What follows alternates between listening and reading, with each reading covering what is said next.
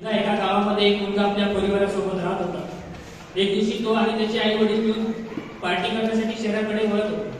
जात असताना त्या मुलाची आई त्याच्या आजीला म्हणते, सासूबाई आज तुम्ही जेवण शेजारी असलेल्या मंदिरामध्ये करा, तिथे आज भंडारा आहे. त्याची आजी म्हणते, अगं मला तेवढं चांगलं नाही होणार, जास्त पंचपक्वान्न करू नको, फक्त एक भाकरी टाक, आम्ही दुधासोबत करू.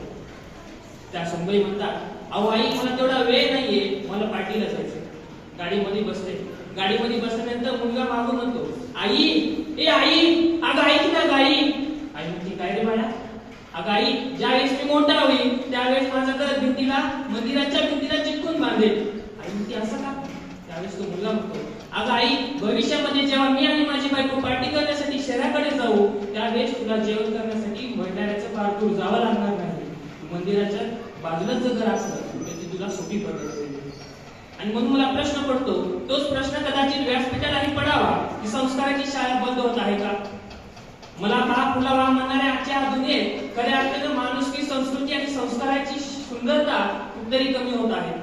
हाच महाराष्ट्र एका काही कोंबड्यानं भाग दिल्यानंतर उठायचा, दारासमोर शेणाचा सडा पडायचा, नऊवारी साडी घातलेली आजी अंगणातल्या तुळशीची पूजा करायची. आज कोंबडा भाग देत नाही, नऊवारी साडी म्हणजे आधी दिसत नाही आणि दारासमोर शेणाचा सडाही पडत नाही.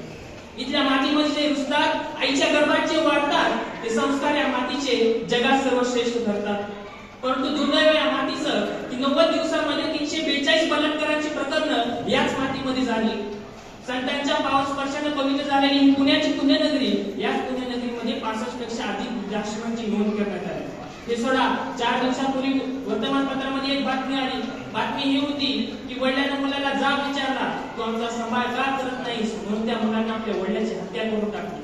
इंजिनिअरिंग कॉलेजला शिकत असलेल्या एका मुलाने आई वडिलांच्या सततच्या भांडणाला कंटाळून त्या दोघांचे जीवन संपवून टाकले. एवढंच नाही, तर विश्वाच्या इतिहासामध्ये अशी एकही नोंद नाही की एखाद्या राक्षसाने अल्पवयीन मुलीवर बलात्कार केला, परंतु 3.5 वर्षाच्या मुलीवर बलात्कार झालेला आपण मालेगाव मध्ये पाहिलं.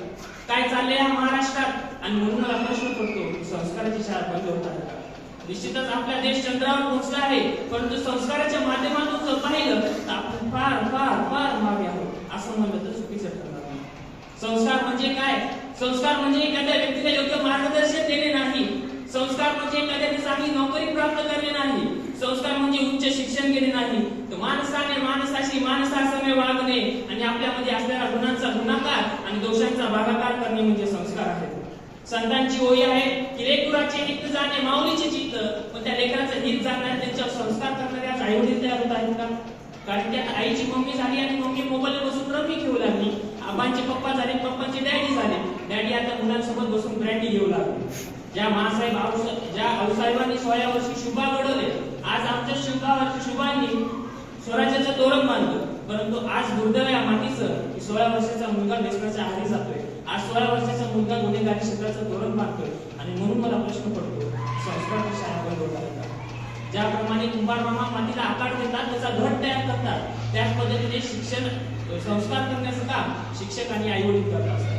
परंतु परिस्थिती पाहता आई वडिलांना असं वाटू लागले की मुलगा एखाद्या मोठ्या शाळेत गेला की ते सर्व गुण संपन्न होऊनच बाहेर पडतो. ज्यावेळेस या मातीमध्ये योग्य पद्धतीने संस्कार करणारे आई वडील घडतील, ज्यावेळेस योग्य पद्धतीने संस्कार करणारे शिक्षक घडतील, त्यावेळेस खऱ्या अर्थाने ही संस्कारची शाळा आजरामर होईल. एकदा एका शाळेमध्ये एका मुलाला सर प्रश्न करतात की सांग बा या प्रश्नाचं उत्तर काय? त्यावेळेस तो मुलगा म्हणतो, तर या प्रश्नाचं उत्तर मला येत नाही. सर म्हणतात, तुझ्या वयामध्ये ज्ञानेश्वरी लिहिली, तुला ह्या स्वतः प्रश्नाचं उत्तर येत नाही? तो मुलगा सरला प्रश्न करतो, सर 16 वर्षामध्ये ज्ञानेश्वरांनी संजीवनी समाधी देखील घेतली, मग तुम्ही आता इथंच कसं? आणि म्हणून मला प्रश्न पडतो, संस्कारची शाळा बंद होत आहे. या महाराष्ट्राला संतांचा, महापुरुषांचा आणि पुरोगामी विचारांचा वारसा लाभलेला आहे. तोच वारसा येणाऱ्या पिढीला देणं, शिकवणं ही काळाची गरज आहे. जाता जाता शेवटचे 2 शब्द घेतो की कहीं जीत बाकी है, कहीं हार बाकी है. कहीं जीत बाकी है, कहीं हार बाकी है, अभी तो मेरी जिंदगी का साथ बाकी है. यही से चल पड़ा हूं मैं नई मंजिल की तरफ, यही से चल पड़ा हूं मैं नई मंजिल की तरफ. आज तक जो पूरा किया वो तो बस एक कागज का पन्ना था, अभी तो मेरी जिंदगी की पूरी किताब बाकी है, अभी तो मेरी जिंदगी की पूरी किताब बाकी है. खूप खूप धन्यवाद. जय हिंद, जय महाराष्ट्र.